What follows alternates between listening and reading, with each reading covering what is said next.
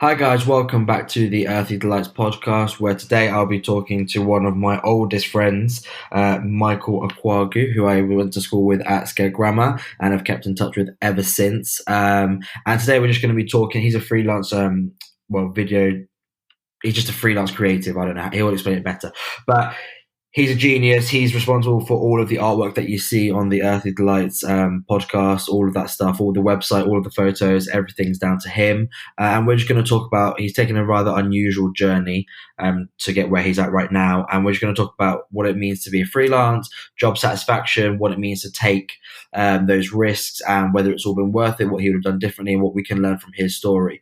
I think genuinely, I'm not just saying this because he's my friend, but genuinely really fascinating. And his story is an inspiration to me, and I hope it's an inspiration to all of you guys. Before we get started on any of that, though, Michael, we always do a "What's the Crack" start. So, what is the crack? How have you been doing? I've been good. First of all, thanks for the really nice introduction, gassing me. I really appreciate No it. problem. In terms of me, yeah, I've been good. Obviously, this whole situation with the coronavirus and lockdown.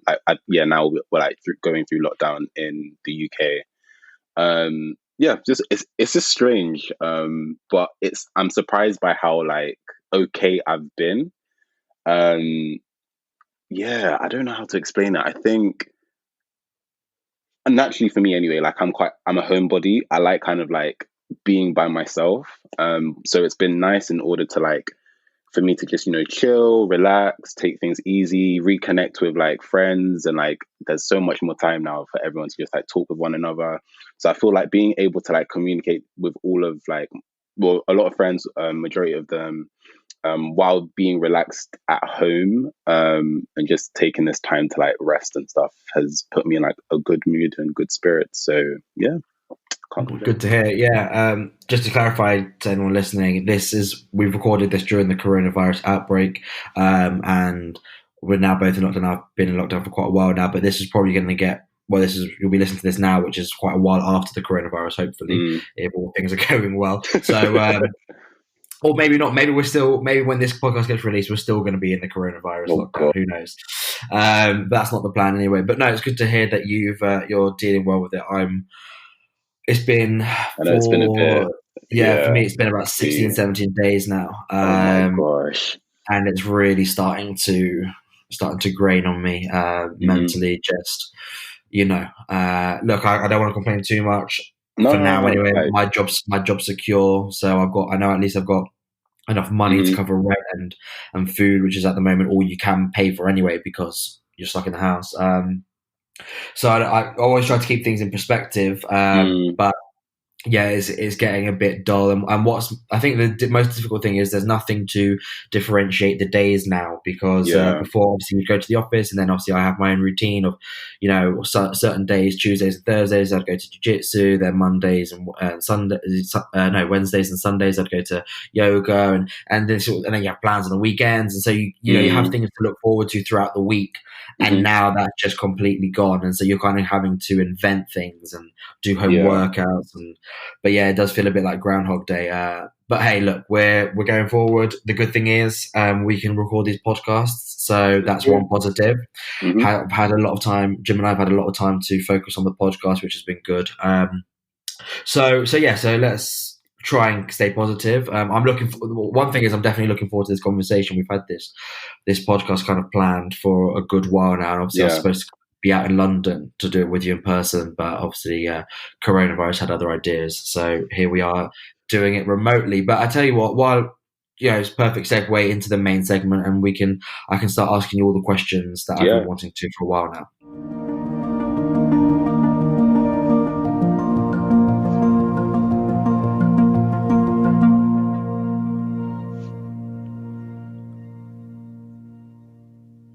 Okay, Michael. So do you want to just kind of tell your brief story in terms of, obviously we went to Scare Grammar together, but more from uni kind of onwards to where you are now, just so people kind of know your background, and then from there on we can start getting into the details.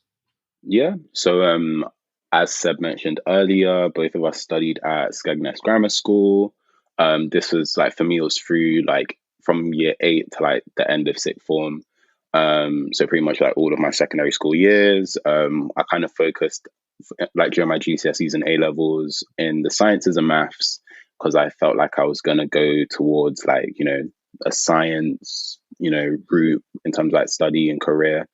And then during my time from like my A levels, I'd been thinking about whether or not that was really what it is that I wanted to pursue. And through basically like failing my A levels and going down a different route, I ended up taking a foundation year at Huddersfield University to study an engineering foundation course, and then that led me to study bioengineering at university because I felt like that was a bit more. That was maybe a bit more fun or practical than just like biomedical science or like medicine. And then after that, I kind of realized, look, you have a lot of other interests elsewhere, especially in like the media route. So let's just kind of like take a leap of faith and just pursue freelancing in order to like build my portfolio after university, and then hopefully like sometime through that like bag my first job and then just like basically work as a graphic designer. So that was like the trajectory that I went through. Okay, you've definitely downplayed that massively, so I'm going to give everyone. I know. I didn't know like how. I was like, let me wait. I'm going to give everyone else the scoop. No, it's fine. I'm going to give everyone else the scoop. Basically, obviously, I knew Michael from since what we were 11 years old. Well, you might have been 12 because you're the year above. Yeah, 12 year 11. Crazy. Yeah. And Michael was you're always into your comic books, and you always like drawing, like the comic books, like superheroes and stuff. Mm-hmm. And then, we had some similarities. Your mum's Nigerian, my dad is Italian, so that's that immigrant mentality.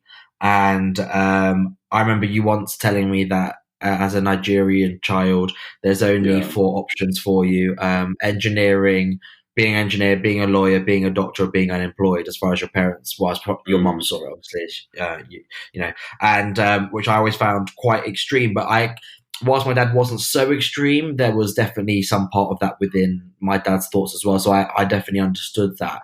And that's kind of why you always took, because you were good at, you weren't Einstein, but you were good at the maths and the sciences. You got good grades at GCSE and so on, but it was never your passion. You were never, buzzing about new science or learning about something like that. It's just something that you happen to be good at because you're a smart guy.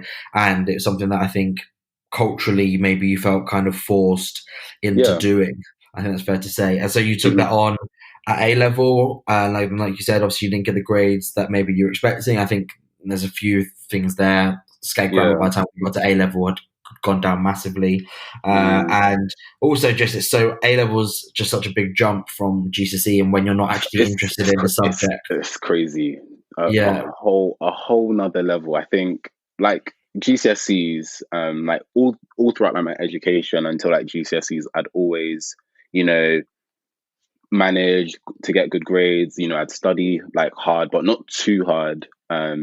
But yeah, just at the right level. And then I got like, the grades and stuff, and that was good. But then something about A levels where obviously you have more hours on each individual subject. And obviously it's more intense. The course like outline and structure and the things that you learn are a lot more complicated as well.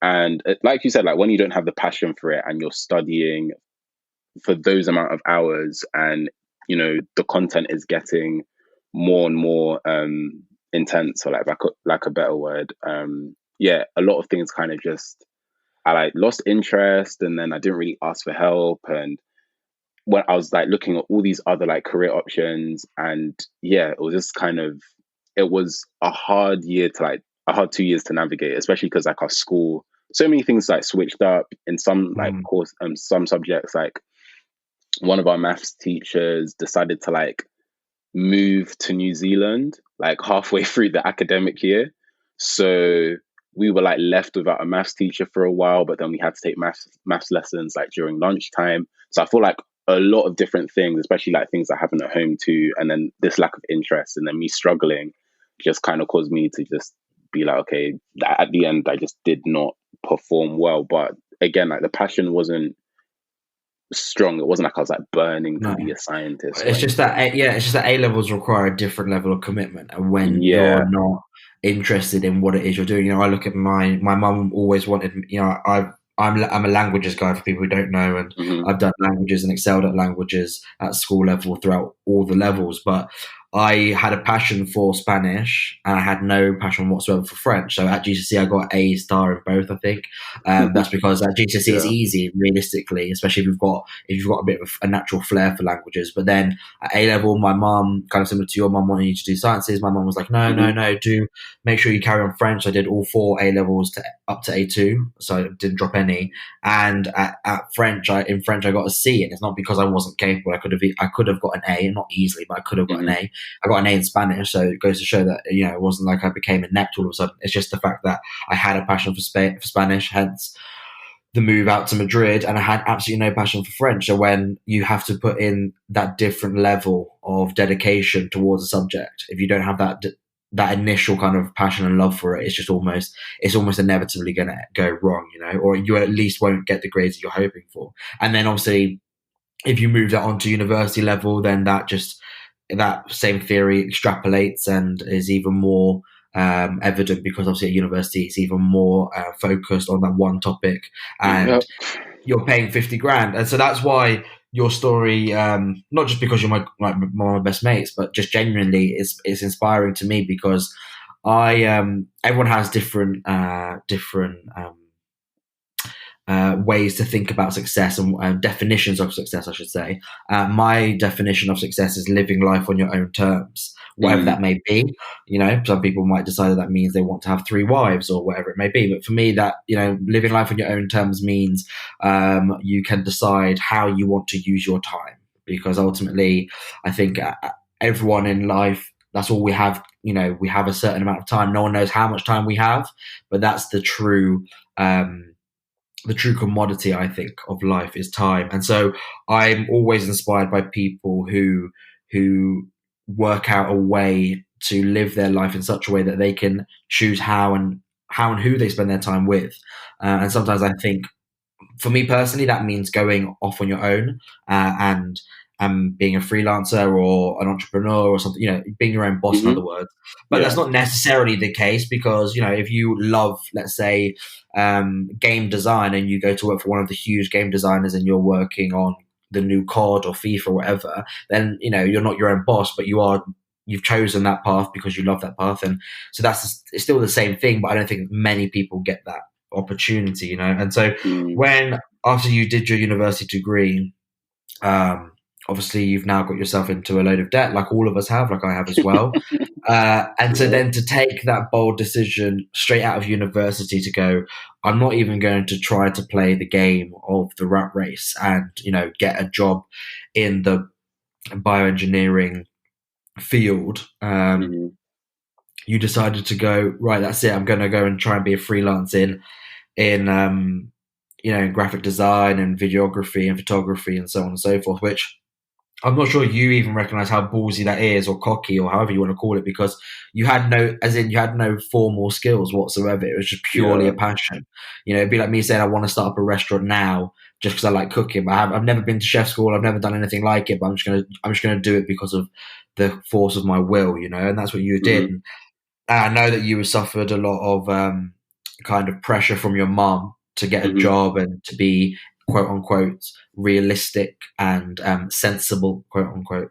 And so to kind of stay true to knowing what you want to do, despite all of that, all of the social pressures, your parental pressures, obviously comparing yourself with your friends who probably did go on to get well-paid bioengineering jobs and so on and so forth, I think is really commendable. And you've since then have kind of made a fairly a success of yourself, considering you've had no really formal training. It's all been done off your own back and free YouTube courses and whatever else. I wanted to ask, in hindsight, is there anything you would have done differently up to now? Is there anything you would have gone, you know what, actually I would have gone to, obviously, I mean, you would have done a graphics design degree, I suppose. But I mean, I'm talking more about after uni. So once you left uni, you decided you were going to be freelance. Was there anything that you thought, in hindsight, I would have done this differently, or I would have actually enrolled into a certain course or something along those lines?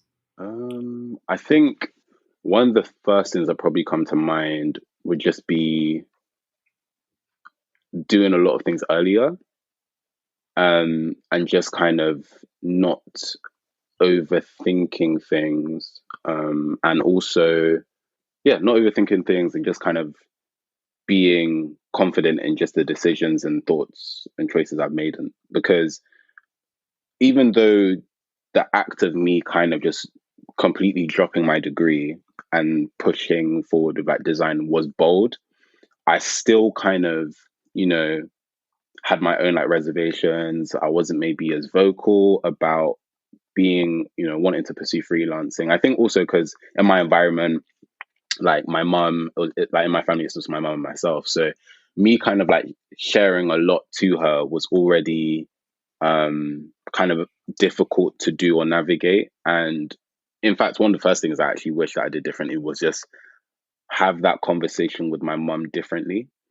So so I made this choice to like just not go forward with like bioengineering probably during my last year of uni. If we kind of go back a bit, like even when we look at like school, if I'm being like honest with myself, I always had this interest for, to pursue a creative career, but I just didn't know what that looked like. There was a lack of, I guess, access for myself, as well as information. I didn't really know where to look. And so I remember even during like my sixth form, my year 12, I remember like being in the sixth form common room, and I was just like searching for footwear design jobs, like sneaker design jobs, at like Adidas or Nike, and seeing like the kind of jobs that were available. But I still just didn't believe that that realm of, work was possible for someone like myself. And when you come from a background where, like you said, like an immigrant background where your parents are like, oh yeah, we need you to do this because this is a stable form of income. And even like one of my closest friends at school, George, he wanted to pursue a career in the arts, in music and acting. And we, in our like year group, we would laugh at him because we'll be like, like, hey, what are you gonna do? Like busk on the road forever? Like you're not really gonna make money. How are you gonna survive? But we like I later on like realized like no, he's actually really good at this, and he has a passion for it. And it was actually kind of bold to see him even make that step. And he was somebody that was studying like triple science at GCSE. So that's like the GCSE science course where you kind of have like the most of your time's filled up with science subjects, and that gives you like 5 GCSEs. So seeing him study triple science, knowing that he is not someone that wants to pursue science and he wants to go into like arts and entertainment, was just really like mind boggling for me. But there was that mindset of, oh no, you can't really pursue that. So I guess like over time, like those walls were like breaking in terms of, okay, you don't necessarily have to pursue science. And so I think after pursuing that in school and then doing that at uni, because again I still thought, okay, even though I don't want to go for biomedical science because that was the original plan, bioengineering might give me some form of creative access and creative control. I can actually make stuff because it's engineering. And then I got into the course and I realized, oh, it's actually really like theoretical. It was a new degree at the University of Sheffield, and they were still like finding their way through the degree. So we were taking like bits of modules from like computer science and mechanical engineering and all of these other places. So when it came to bioengineering and applying all of that to our field, it was more us like thinking about how we do that rather than creating the things that would make that happen. And I think that left me really frustrated because with bioengineering, that was kind of like a compromise. So I was like, I remember like going through clearing to find my foundation engineering like year course. When I went through clearing, I remember my mum even asked me like, Michael, like this is the time for you to like study. Like you finish school, you've made me proud.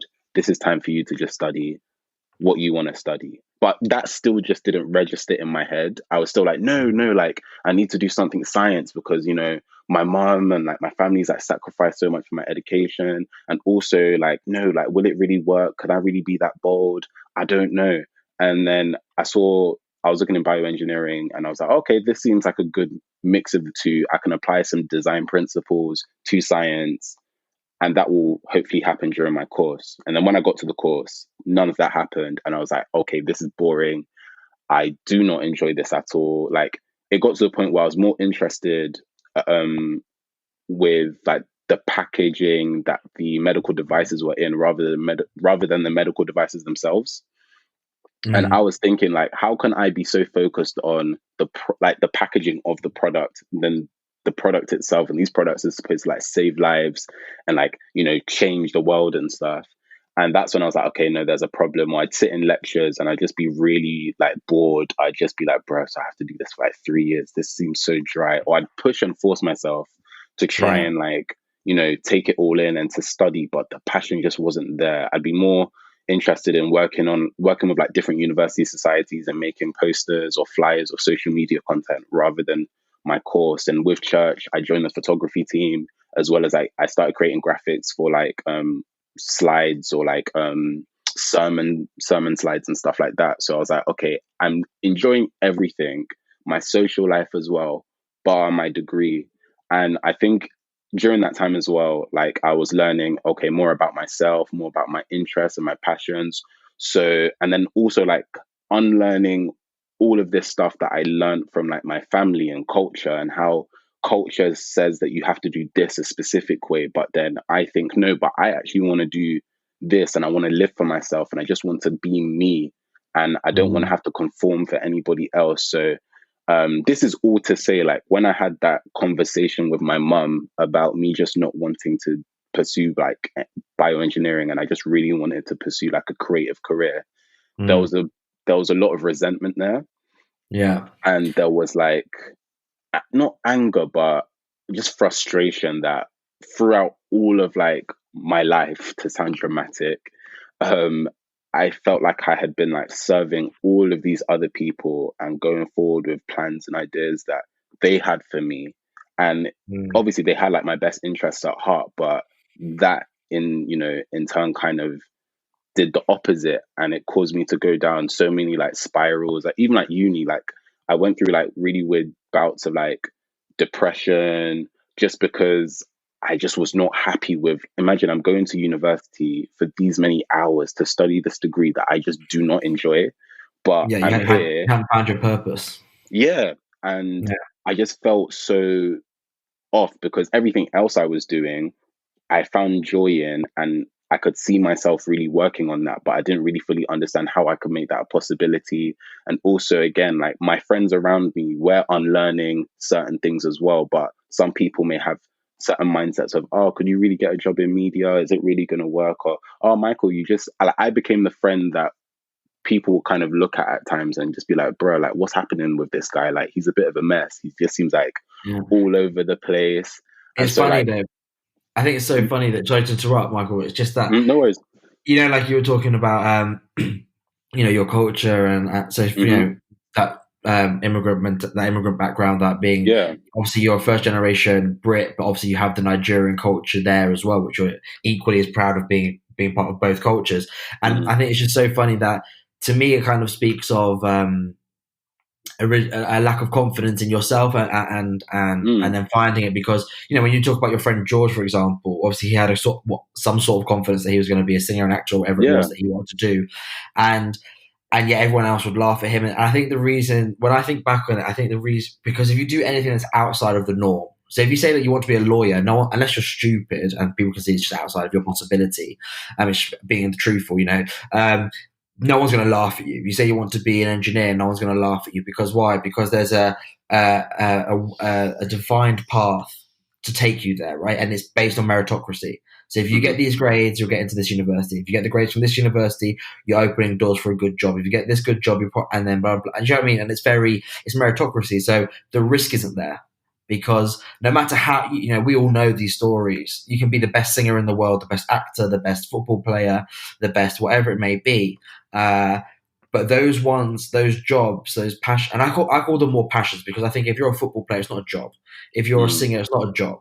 It's a passion that you get paid for, right? Yeah. And so those passions that fall outside of that defined path, that meritocracy path, there's a certain amount of luck. No matter how good you are, there's a certain amount of luck needed to get to where you want to get to, right? That's just facts. It doesn't matter how good Leonardo DiCaprio was. His father probably knew someone, or I was just listening to Daniel Radcliffe on Desert Island Discs. Now, I personally wouldn't say that Daniel Radcliffe is maybe the best actor this world has ever seen. I think he might even agree with that himself. But he was lucky in the sense that both of his parents worked within the acting world. I think they were actors at one point. And then I think his dad was an agent or something, and so he had that luck to get him in, and then obviously the luck to look exactly like Harry Potter.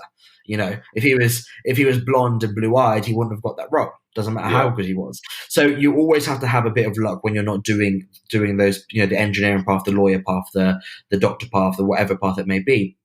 And I think, but then what's funny is the paradox to that is that in reality, when you ask, if you walk down London, or maybe not now because we're in coronavirus lockdown, but 2 weeks ago, if you walk down Oxford Street in London and you pulled 100 people to a side and you said, who inspires you?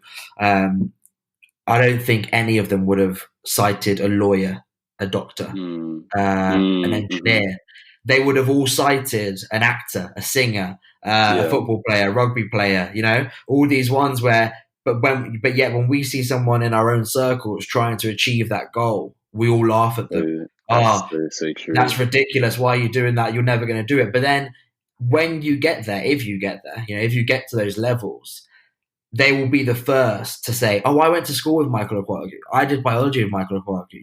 And you talk about your culture. I think the kind of the Black British culture has experienced a real boom within the acting world.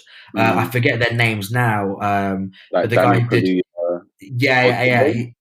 the guy who did Get Out, he's Daniel. I forget his last name. And then the guy who did Star Wars, John Boyega, Nigerian. And there's plenty more. They're just the two that really spring to mind. But yet they're representing this immigrant background, the Black British background, success stories. But yeah, what are they doing? None of them are engineers. None of them are lawyers. I'm sure their parents probably wanted them to be when they grew up because that's the safer route. And I think you were talking about unlearning certain attitudes, right? And when I think about the immigrant mentality, they weren't afforded luxury. 100%. So when my dad came to England, he couldn't speak. He'd left the Navy. He was high up in the Navy in Italy. He had his life set for him. He decided to leave for England for whatever reason. And before he knew it, he was working in a restaurant as a waiter because he didn't have any English. So that's the only thing he could get. So it's a fall from grace when you think about it. Same with your mom and many others. Yeah. When they come over here, they have to provide and they have to earn. Even if they don't have kids, they just have to earn from the get-go. And even me, to a certain extent, moving to Madrid, I didn't have those connections. I didn't have my dad didn't, and my mom didn't know friends in Madrid that could open up doors for me, which maybe they would have done if they were Spanish. So when I moved over here, I had to get a job in social media marketing, which I'm still in currently. It's not my passion. I don't wake up every morning and go, "Oh, thank God I got this job," But it's something that I had to do. It was a necessary end to a means, and I think so. When you kind of moved over, and you have to then imagine, obviously, your mum, and we're going to do a racism podcast with yourself later on, but your mum would have experienced far worse cases of racism than I'm sure you would have had because she arrived 40 years ago in England. So it was a different world back then.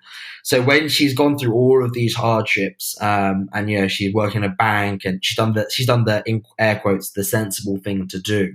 Yeah. To then see your son potentially, like you said, not make the most of that hardship and that work because they're just gonna, because parents think of it, oh, you're taking photos. Oh, isn't that brilliant? People, especially with iPhones, people think that everyone can take a good photo these days. It took me to live when I first moved out to Madrid. I lived with one of my best mates, Tamara, and she's, like yourself, a creative. She's not freelance, but she's apart from graphic design, she does all the same stuff, videography, photography, and blah blah. And it was only there when I lived with her and I saw the day to day.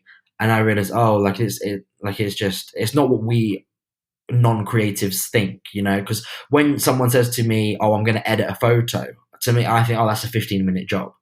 And then I see Tamara do it and it takes her 3 to 4 hours to edit one single photo. And I'm like, tomorrow is fine. And then she goes, no, look at the original, and now look at what I've done with the editing. And you're like, oh, okay. But you don't see that unless you live. That's like behind the scenes, you know? Yeah. So when you tell your mom you want to be a photographer or a videographer, they're like, oh, well done, son. Like, we can all do that. We all have iPhones these days. It's not really that special. And I just think I find it such a fascinating thing that, you know, you're trying to do something that maybe if you got to Spike Lee levels, everyone that ever crossed paths with you ever would be quoting you. Oh, I knew Michael once. Oh, I sold Michael this. Oh, do you know what I mean? But because you're not there yet, people kind of maybe mock that path and mock that dream because it's, in air quotes, unrealistic. But I think that's such a paradox that because we, at the end of the day, they're the people that we most aspire to be, and I think we most aspire to be those people because they take the risks that maybe we never dared to take. You know, and that's what I like when you mentioned that. I was thinking about my role models or like inspirations back in the day, and I remember them being people like, it's weird, but for some reason Louis Pasteur I just really resonated with him, just in terms of like how he figured out how to sort out milk and make it you know, okay for us to drink and stuff, or like Martin Luther King, at the time Steve Jobs and Richard Branson, because they just did the unthinkable and they changed the world.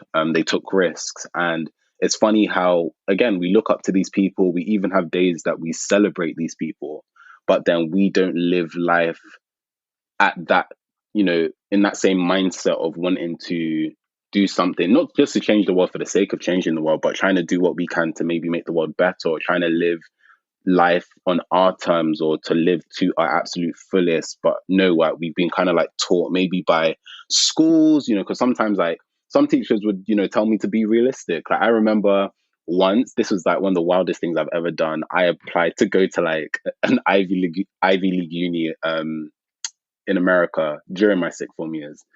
And I don't know why, that's actually where I discovered the bioengineering course from like American unis. And I was like, oh, they just seem so cool. Like unis like MIT, seeing like how they looked in, like they worked in like robotics and stuff. I was like, this is incredible.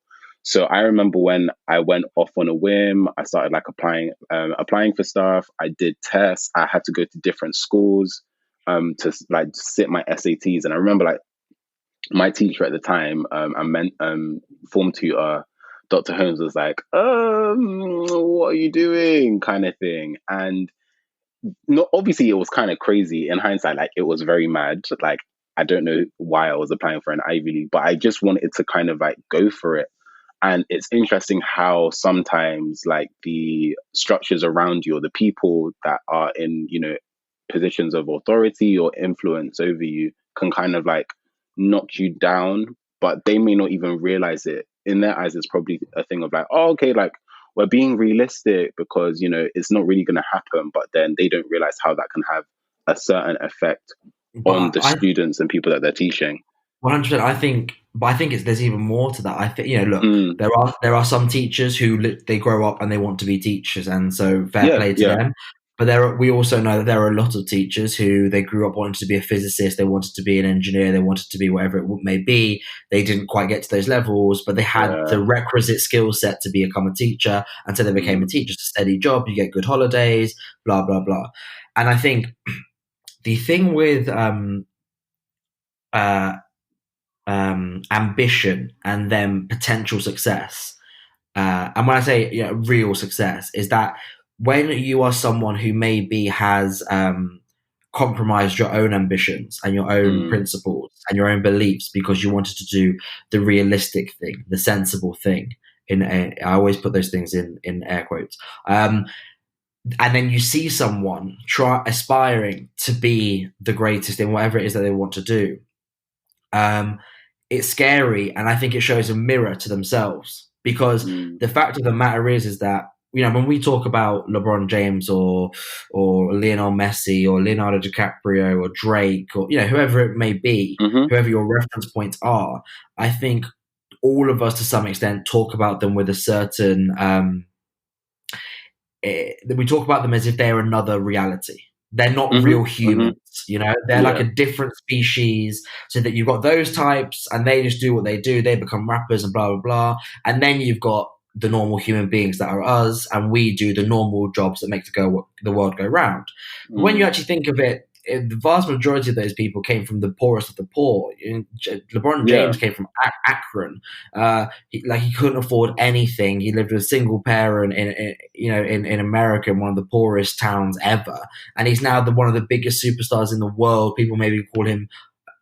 People might say that he's even better than Michael Jordan. You know, but because we didn't see him through the journey, we just saw the end goal.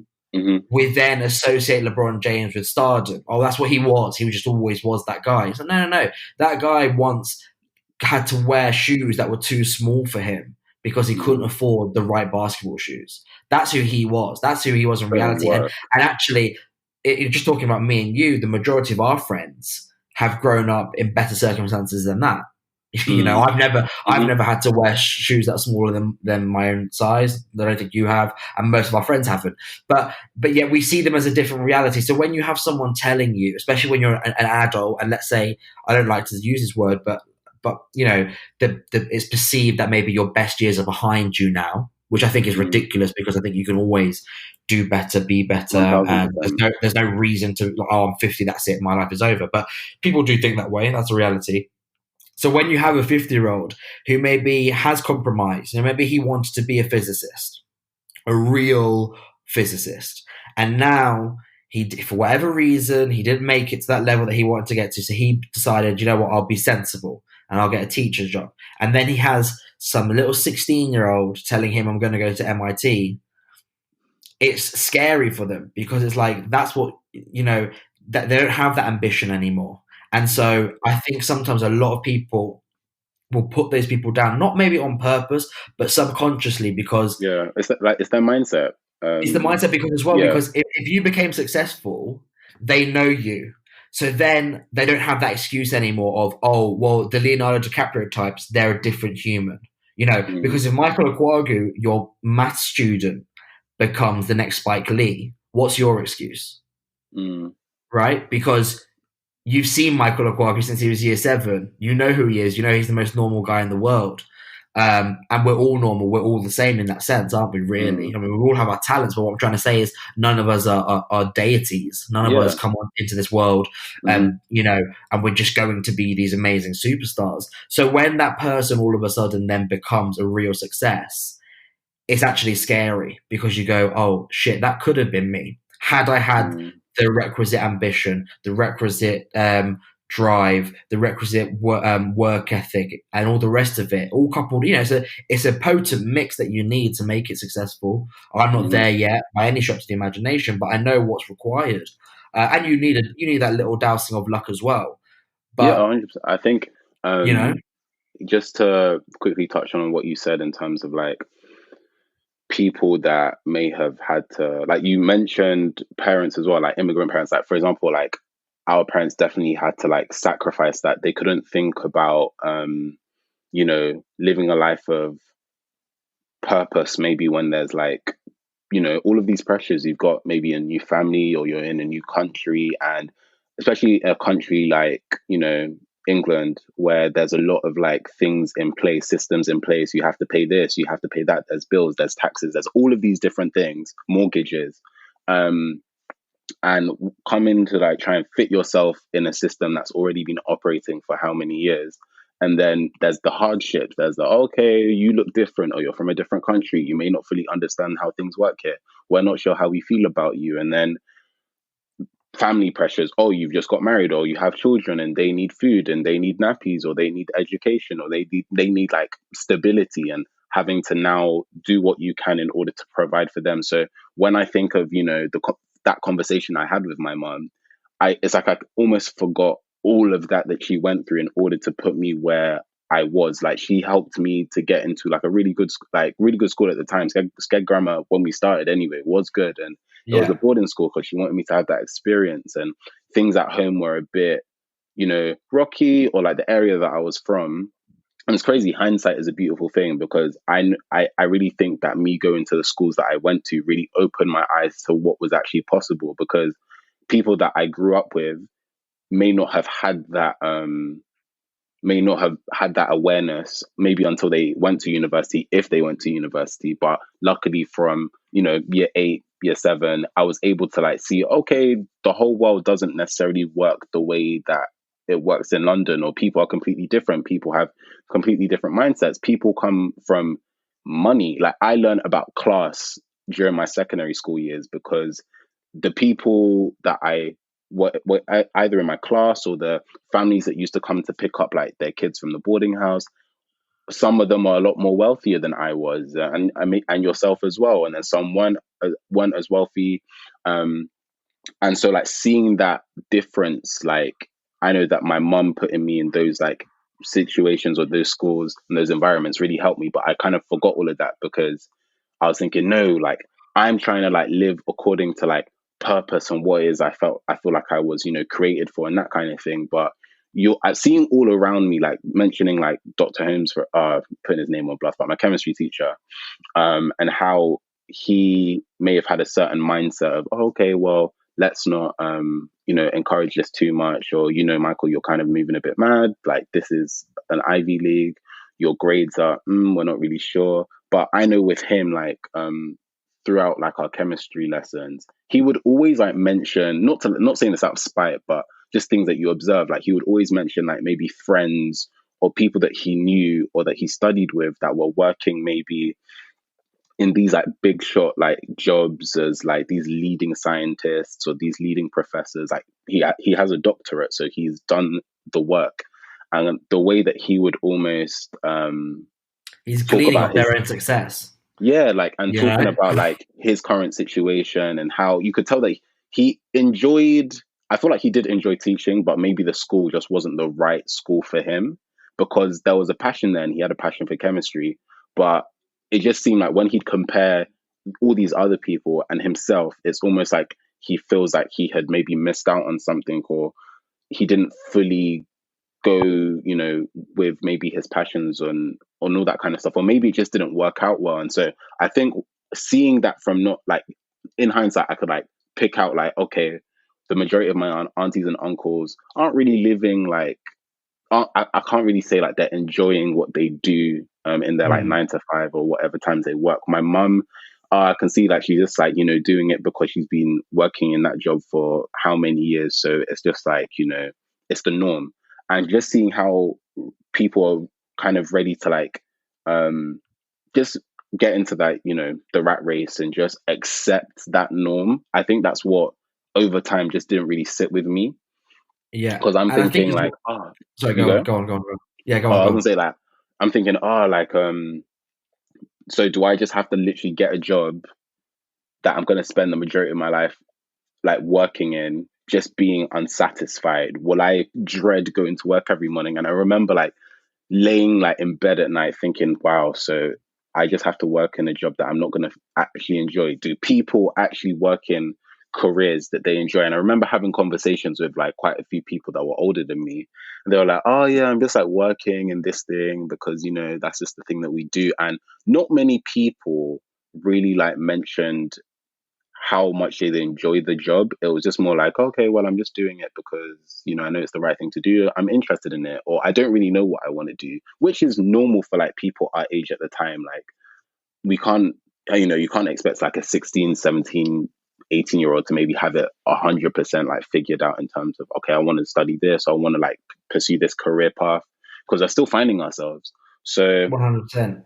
I feel like having all of that just kind of made it just how normal it was for people not to really go with what it is that they were passionate about. It was, just how normalized it was. Just was to give up on your dreams, basically. I think as well, I've definitely spoken to you about this in private, sorry, but I think it's actually like incumbent on us as the new generation to take advantage of the sacrifices that our parents made, because and go for our dreams, because they've put us in a position where we actually have the luxury of doing that. Because I know, and let's say if your freelance thing went to shit, you know that now you could get a job because your mom put you through boarding school, she put you through university, so now you have that backup. Your mom didn't have that backup, so she didn't have the luxury to try her dream first, and then that failed, then fall back. No, she had to go for the fallback because that was the safest option. So my parents, and the same with the majority, I would say, of our generation's parents, they did that same sacrifice. And I think if we I'm not going to say mistakes, but if we do the same thing, then we're not actually advancing as a society, because, you know, exactly. I'm not a parent, obviously, but you always hear parents say that they want better for their children than they have for themselves, whatever that may mean. And I think part of that, it has to be job satisfaction. And I think job satisfaction ties in with life satisfaction. And I think if you're doing the same things that your parents did, you know, getting a normal job, clocking in 9 to 5, in a job that you don't care about. It's not necessarily a 9 to 5 thing. If you are doing a 9 to 5 that you love, then that's brilliant. That's fantastic. You won the lottery. But if you're doing something that you have absolutely you're apathetic towards, then you're actually, to me, you're insulting your parents' sacrifice. That's how I see it. And I did a bit of research, and I thought I'd come prepared to this one. And 63% have apathy towards their jobs in the UK. 63% of the working population. They don't hate it, but they don't love it. Obviously, that's the definition of apathy. They could just could care less. 14% of people hate their jobs. So in other words, only 13% like or love their job. Or that's like the semi-positive way to look at it. The really negative way to look at it is that 87% of people in the UK don't enjoy the job, which is the thing we do most in our life. Exactly. So is it any wonder that depression, suicide, and all of that is on the up? You know, you think about it, think about it logically. Let's say you do a 9 to 5, and let's be honest, most jobs nowadays, they're not 9 to 5, they're a lot longer hours than that. But let's just say you're doing a 9 to 5, 40 hours a week. I can guarantee now that you are seeing those people in the office more time than you're seeing your girlfriend or boyfriend, more time than you're seeing your sister or brother, more time than you're seeing your mum or dad, right? Because that's 8 hours a day. You're not spending that time with your loved ones. You're just not. You're doing a job more times than you're doing any passion of yours, whether it's football, photography, cooking, whatever it may be. You're not spending 40 hours a week doing it. I can tell you that much. So you're definitely doing your job. So actually, the thing that we are doing the most of our life with, you know, I said at the very start of this podcast that time is the real commodity of our lives. And so like I said, none of us know how much time we have. If we're lucky, I think now the consensus is like 85 years is a good life, right? So if you have 85 years, you're spending the majority of those years, of that precious time that you have, doing something that you just could not care less about. When you say it like that, it seems so obvious that that's not the thing to do, right? But the problem is, like you said, we have to unlearn those attitudes and those customs. You know, before, you have to think about things logically. After the war, there was depression. The whole world was in an economic depression. And the thing to do was get a steady job, stay in that job for 50 years, retire, and you get a nice little watch at the end of it, right? As a thank you for your 50 years in this company. Yeah. Then so they're the grandparent. They're our grandparents. That's not that far ago. That's 2 lives ago. You know, it's really not that far. Then our parents come into play. Okay, the 50-year job doesn't really exist now, but instead maybe you move jobs 3 to 4 times. But either way, it's still a steady job. You're not risking things. You're going after steady jobs. And then after that comes us, and we're the next generation.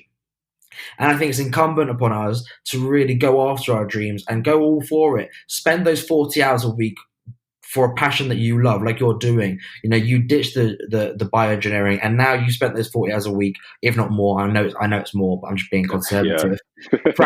Practicing your photography, practicing your editing skills, practicing your videoing skills, putting yourself out there, doing things for free just to get experience, helping people like myself and your other friend with the podcast. All of these things that actually feeds your own passion, and so that when you're 40 years old, hopefully you have a mini empire. And you talked about before about making, you know, how you were talking about Martin Luther King and Steve Jobs and how they changed the world. And I don't think, because that's a scary thing to try to live up to, right? I don't think we have to be that grandiose. I think no, not at all. We just have to change our world. And if everyone changes their own little world, then the world as a whole gets better because we're all happier.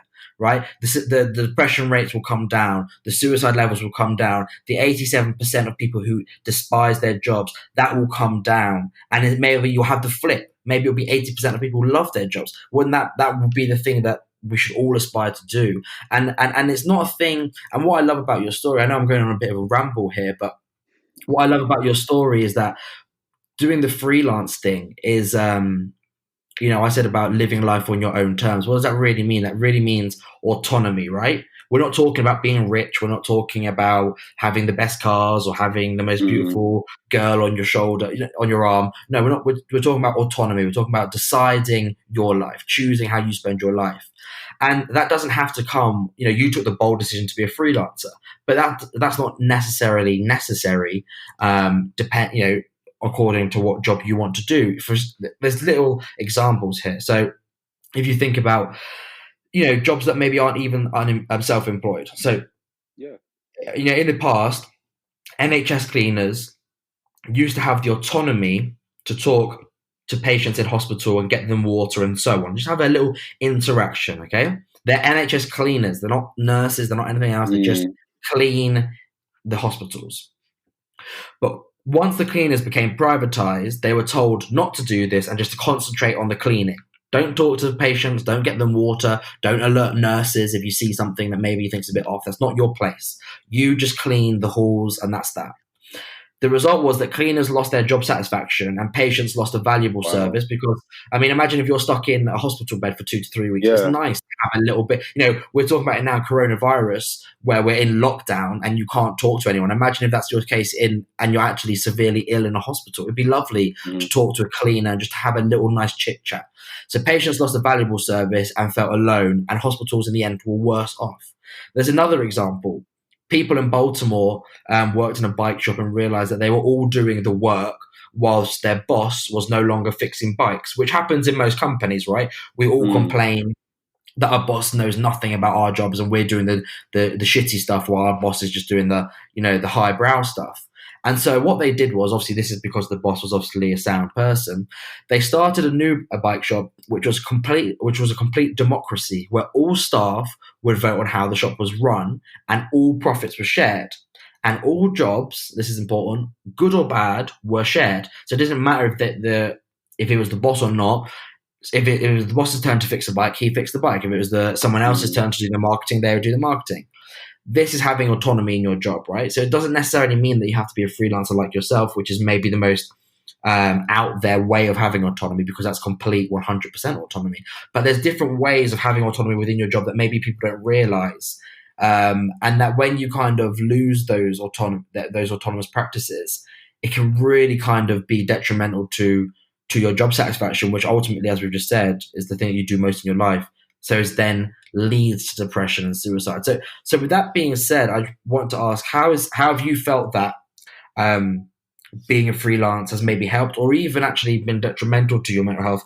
Because obviously, you've got that pressure where you have to earn a certain amount of every month, and that's not guaranteed. So can you just talk a bit more about like the mental health side of what it means to be a freelance? I think when it comes to, I'll kind of try and make it a bit broad for even like anyone following their passion or they feel like their purpose in terms of career. It's always going to take an element of risk. Like when I think of when I first started, well, even when I think of just freelancing in general, I saw it as a passion. I saw it as, okay, I want to design, people's logos. I want to help with like, I don't know, someone, if they need a brochure or like a book design, I'd happily do that. Like, and eventually, obviously, everyone wants their Nike jobs or like their big like campaigns and that kind of thing. But really, I just wanted to help like people and aid them with like just design work. And obviously coming from a background where that wasn't what I studied, was a bit difficult because I learned everything. I still do to this day, learn everything from like the internet, YouTube, and just using online resources that are free. And it does take work and it does take effort for anybody following anything. Like, okay, those who want to be musicians, those who want to be a lawyer, like in order for you to be like the best you for a job or career, like it's going to take work. It doesn't always kind of come easy. And sometimes like things don't always happen the way that we want them to happen. It took me 9 months of job applications, going over my portfolios, going to portfolio reviews, talking to people, hearing yeses, then it's a no, or hearing maybes and then it's a no. 9 months of that, and so many hundreds of rejection letters, or not even hearing anything at all, which is worse, until I got my first graphic design job. And during that period, I was like, no, but this is what it is that I am supposed to do. And I think sometimes we think because, you know, we found the thing, things may like slip into place straight away. And that doesn't really happen. And I think that, that shows you like, okay, how bad do you want it? Like, I felt like I had finally found the career path that makes sense for me, and I will just see satisfaction in life. I want to do this like for the rest of my life. Obviously, like as as you go deeper into it and as you grow as, a creative, for example, your interests may kind of, go sway to the left or right a bit, or you'll just evolve into something else. But I've found the thing, or like the medium that I want to like work in, and I just want to be like the best in that. And yeah, like when things didn't happen straight away, of course, like there'll be times that I'd be in my room, just like, okay, I'm in my room still, like what's happening? Or I look at my friends, and it's funny that even mentioning friends, I remember when I graduated in July, and most of us were having our summer holidays. People that had their grad jobs are going to start their grad jobs like in September time. So the July to September break, I was still looking for jobs and still working on stuff, volunteering, but people were like gearing up for that time of the year where they either go back to uni or they have their jobs. And with me, I was like, okay, I don't really have anything. And I think that's when it hit me like, whoa, like life had already started like from graduation, but now like people are actually my friends are going into work. Like people are going back to a form of structure. I have no structure at the moment. I do not know what's going on. My mum doesn't know what's going on. And obviously, like back in the day, you look to a parent for guidance, but this time I was making decisions for myself. And I told my mum, like, I didn't tell her, oh, mum, I'm thinking. I told her, no, mum, this is my plan. This is what I'm doing. I'm just informing you. So everything flipped. It flipped from me looking to people maybe for guidance, and it switched into me kind of being like, no, you have to make those decisions and you have to like guide yourself and lead yourself. Obviously, I went to people for like advice and stuff, but I was, taking my own risks and trying to live life according to the way that I wanted to. And it was hard. Like when we think of these people that have, made all these advancements in the world, it's a bold act to decide one day that you want to set up a company selling, a Macintosh product like Steve Jobs. And he had a certain philosophy about his products and the way that he wanted to change like the computing, the access to, technology and stuff that people didn't necessarily like agree with at first. And there were so many barriers and there were so many failures, but the passion was kind of still there, and that kind of kept him going. Like my pastor, like one Sunday, he said, don't look for motivation, like focus on desire, because when you when there are certain things that you desire, you're passionate about, that will kind of push and drive you. And also in the Bible, it talks about how perfect love casts out all fear, and that's kind of like saying how the opposite of fear is love. But I realized, like in hindsight, my love for design and my love for just like wanting to pursue like creativity, like kind of completely, took over any fears I had. So it was like my passion and my desire for it, like in my head, something just flipped, and it was like we weren't even thinking about whether or not I'd get a job. In my head, I was like, no, I'm going to get a job because I'm passionate about this, and I love this, and I really enjoy this, and I just want to like pursue it and stuff. And I think that kind of like kept me going. Like there's so many times that I could have quit. My friends who then got their jobs and started their jobs in September, I remember meeting with one friend, and she was like, Michael, so obviously it's coming to that time where we're going to uni and stuff, like what are you doing? And I was like, oh, I'm still like trying to build my portfolio and I'm still like applying for these jobs, but I haven't heard anything back yet. And she was like, oh, Michael, like maybe this might be the time to start applying for like that part-time job, even if it's in a supermarket, even if it's like, you know, doing something, because you can't just not do anything. And in my head, like before, I think I would have been like, oh, okay, like, yeah, maybe I should. But this time I was like, no, like, I understand what you're saying. And I know the heart that, you know, the concern is coming from, but I know what I want to do. And I know that I wanted to dedicate this time to just like building my portfolio and just growing in my skill set. And I felt like me doing anything else, even though, yes, it would have brought more money in, it would have taken away from the time that I could have like devoted to just improving. And I remember she said that, and she was at a position that seemed a lot better than, you know, where I was at. She had a job coming up. She had moved from Leicester to London, and she was adulting. Meanwhile, me, I was still at my mum's house, and I wasn't making as much money. I didn't have any I didn't have like any stability in place. And so, but I still took that and I was like, okay, no, I'm going to do what it is that I need to do, no matter how long it takes, no matter how long it, you know, it takes for me to find that first job. I'm going to like push. And it's funny how, not to say this in a spiteful way, but just like, you know, when you hold out, like after me, you know, finding my first job and really enjoying my first job and then leaving my first job to go back into freelancing, it's interesting the conversations I've had with that same friend where she has maybe asked me about like job satisfaction, or we've had discussions about that, and she doesn't like her job.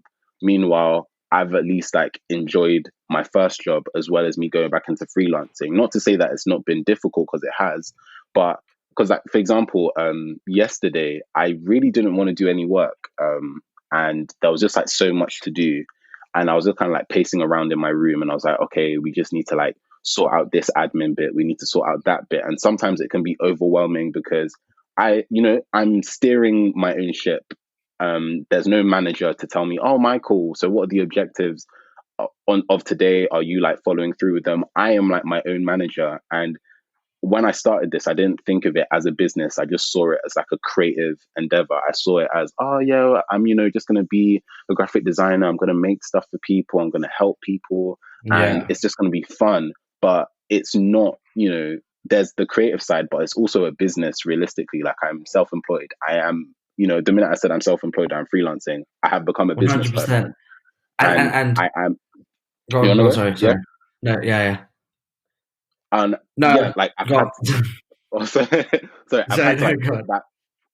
I've had to put that hat on, and you know, and it's funny, like for example, somebody may ask me for an invoice, and it may take me 2 days just to kind of like get myself in the mood to like type it all up and send it over, because that's not the part of the job that I enjoy, or having to respond to certain emails, or I've got like a backlog of requests and I'm kind of trying to like take my time to address each one. But because I'm not really much of an emails person, I have to like brace myself for each one, read it, take it in, and then reply. And it was funny because the company I worked for, I was the only creative in the business. So they were like either on sales or they were event managers. And these guys were getting like thousands of emails a day.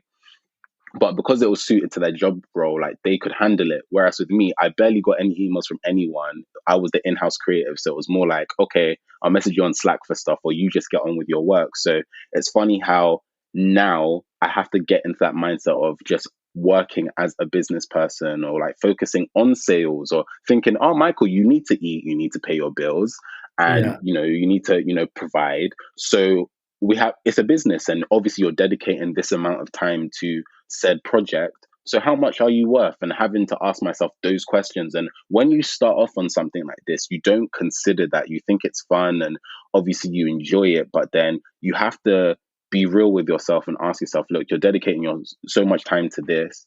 And most times, like you said, you know, most jobs may be a 9 to 5, but with this, it's not been a 9 to 5. It's been a 9 to 9. It's been a 9 to 12, a 9 to 2 a.m. Or sometimes, if I'm able to get stuff done, it can be a 9 to 5. But I can't tell you the last time I actually had like a strict 9 to 5 work day, because there was stuff to do, and because if you're working from home or working for yourself, you're just like, okay, well, I'm not really doing anything at the moment, so I might as well just use my time to just squeeze in this little project here, or to work on this or develop it. Like I'm constantly thinking, of all of the projects that I have. And I think sometimes when care wasn't taken, I burnt out multiple times because I didn't have like family to talk to that fully understood anything or really got it. And also like it's still a bit of not a struggle, but there's still a gap that my mum and I are trying to bridge just in terms of understanding.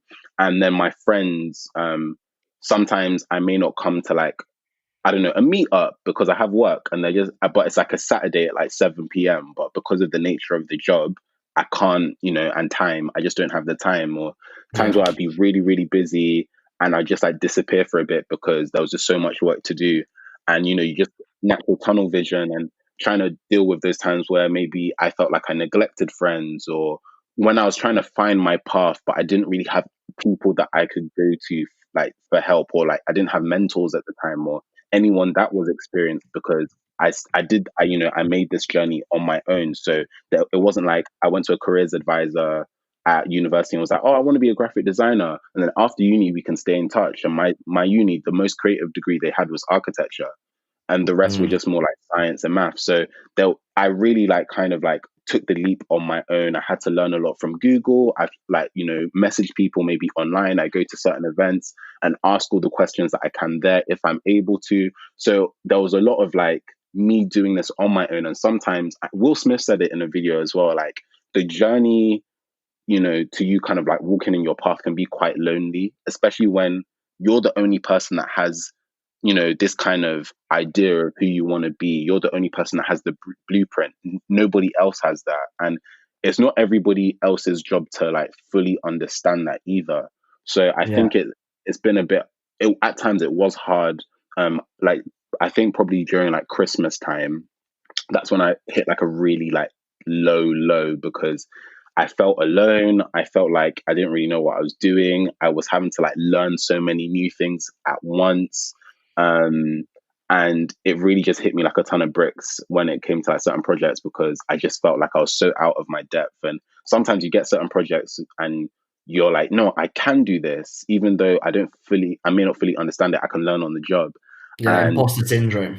Yeah, and imposter syndrome hits, and you feel like you have no idea of where you're going. And when you don't have like a clear reference point, like whether you can use somebody else's like career path or timeline or process and how they work on something, you can feel like you are just completely lost. But those situations have helped me grow so much, so to where I am now. And the capacity that I couldn't manage before, I can manage now, or like the formalities through emails or just speaking over contract or pitching projects to people. I've learned how to do that. I've even had to like buy resources as well and buy books to teach myself these things. But when you look at, the journey, I look at the past year, and it's going to be a year in like 2 weeks time since I left my first job.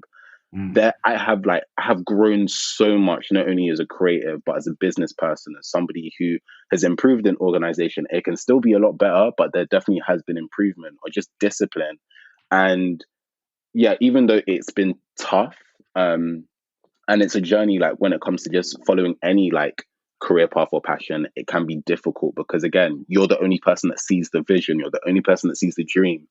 And that can be difficult, but I'm so grateful for the person it's allowed me to become, and the person that it will continue to allow me to be and stuff. And and also I know like getting into the faith side of it, but like I'm a Christian, so at times I just be like praying like, God, I don't have an idea of what's going on, and that's been like a really nice crutch to have. But even then, sometimes like you can still get lost in your thoughts, and you can still like feel lost or feel alone. So I've just had to remind myself, like, look, you have this crutch, so just use him, just go to him. If it makes me feel better, and he, like, through our faith, we believe that he cares about every little thing, and at the end of the day, it's his plan operating through each and every one of us. And I think that was something that opened my eyes, like, okay, so even with our faith, like we believe that God can be so unconventional, because I think with religion as well, like with culture as well as like religion, sometimes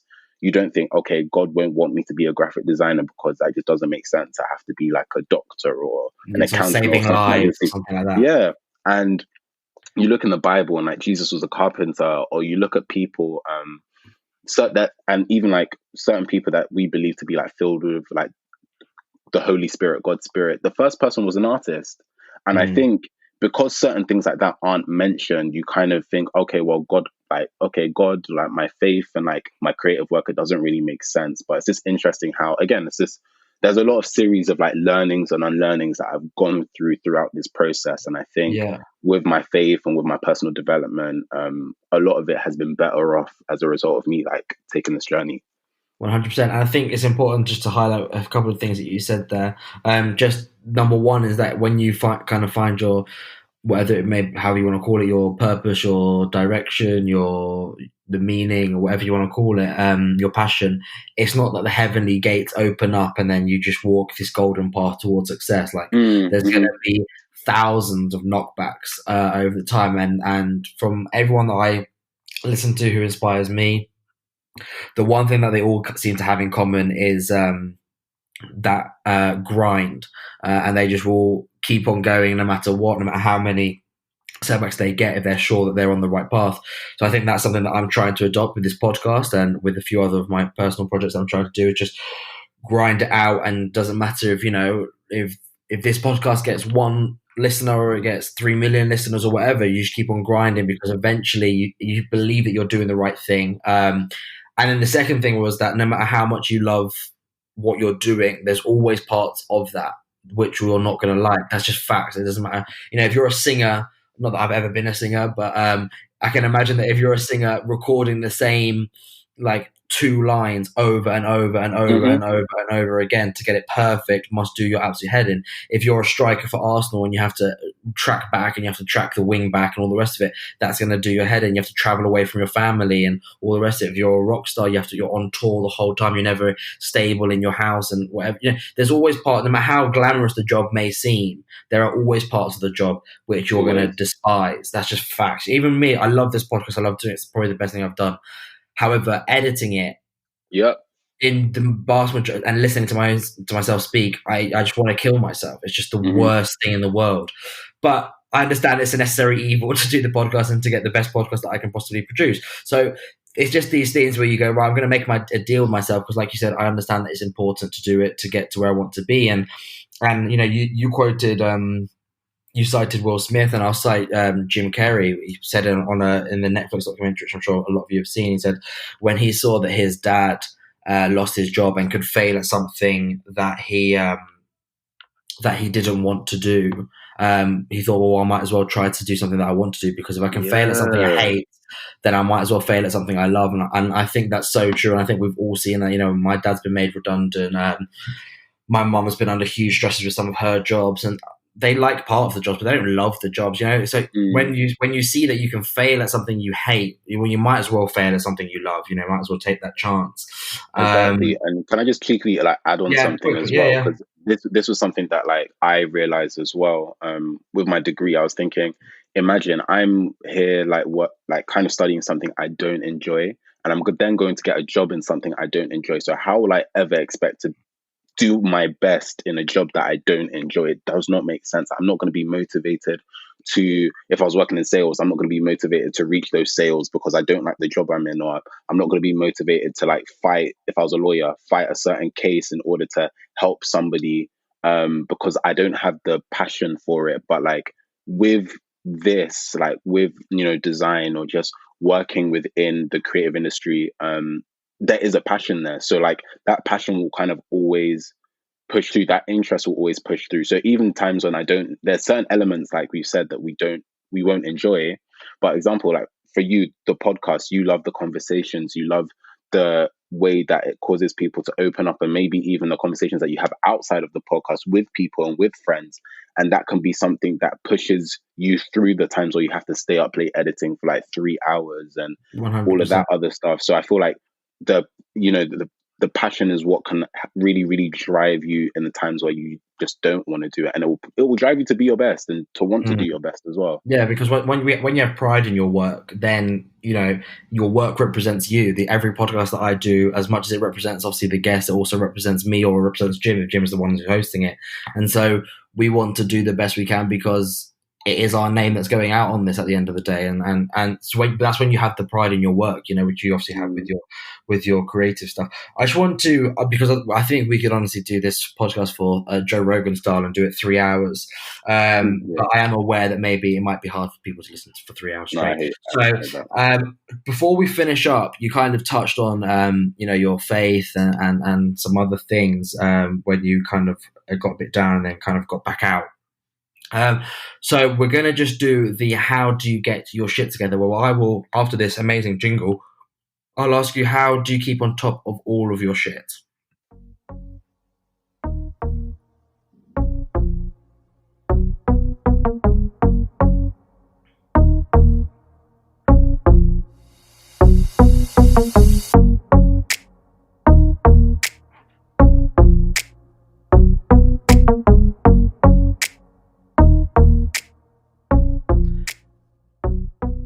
Okay, Michael, so now this is where you can impart some of your wisdom and just share how it is that you keep on top of your mental health, your emotional health, whatever it may be, and what works best for you. Okay, so for me, most importantly, I have to remind myself of who I am. So with some people, this can be maybe like if you write in a journal, for example, you just maybe positive affirmations. With me, because of my faith and stuff, like I kind of look at how God describes me. So there's certain verses that I'll read and just kind of like speak over myself, but also reminding myself of how God sees me as well. So again, with faith, like we believe as Christians that God, it says in the word that like before we were formed in like our parents' womb, like my mum's womb, because my dad doesn't have a womb, he knew us. So there's certain ways that we believe we are supposed, like, we believe, we are created how we are, like, so our personalities and that kind of thing. So just reminding myself that even though at times I may feel different, or I may be in situations where people may make me feel a certain type of way, or I'm faced with a situation that may cause me to question my like personality or identity, I just remind myself like this is how God made me, so it's all good. Or like the ideas that I have, this is the brain that God made, so it's all good. Or just reminding myself as well, like, okay, Michael, this is the work that you create, and this is the kind of stuff that you like to do, and you enjoy this. So just remember that. Or sometimes where I kind of feel a bit like lost, again, I'll reflect on things that I've written about myself and maybe realigning myself with the vision of what it is that I want to do. So I want to work as a graphic designer. I want to get into maybe film one day, or encouraging myself with what I want to do in the future, sitting and kind of like taking gratitude for what's happened already in life. And then even looking back at the past, the like highlights or things that I've achieved, or things that I've just created or things that I've done, to just be like, okay, wow, okay, you're pretty good at what you do. Like, I think at times I'll randomly like scroll through my work, or just look at pieces that I haven't really, looked back in a while, and then just really acknowledge, wow, okay, you have been doing this for a while and you've been able to like create this. This is really good work. Or just seeing how far I've come as well, just again really helps me in terms of like gratitude, thanking God for just how far he's like taken me, but also just looking back and saying, no, like you really made this journey from here to where you are now. And that's amazing. And yeah, just trying to take breaks when you can, not overwork myself. So times I'll just like randomly, like I bought a PlayStation because I told myself you just need to take breaks, and I'll randomly like play Spider-Man, or I don't know, like Call of Duty, even though I'm not that far into it. But trying to find the time to take breaks and just like doing things as hobbies as well. I think that's something that I'm relearning now. So because now with like my design work, that's something I used to do like personally. I still do it personally, but it's commercialized now because that's what I do for work.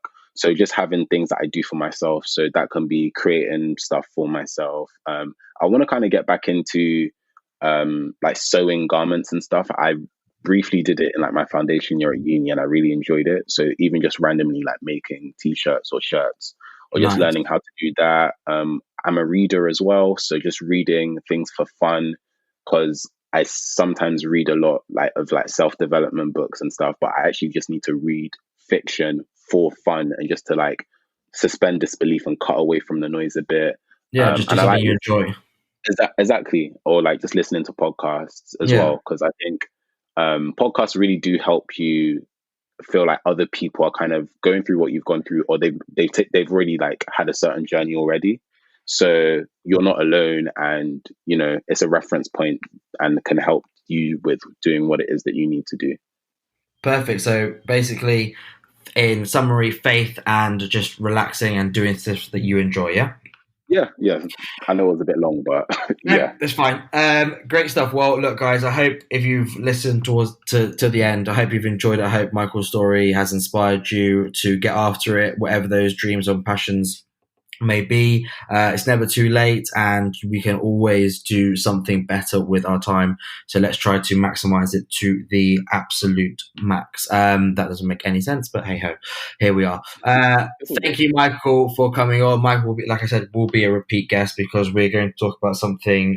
We'll talk about racism in England and how he's kind of suffered from it and what what his thoughts are. So that should be a really fascinating podcast. So keep your eyes peeled for that one. But in the meantime, Michael, thank you so much for coming on. Thank you for having me, bro. Really appreciate it. Loved it.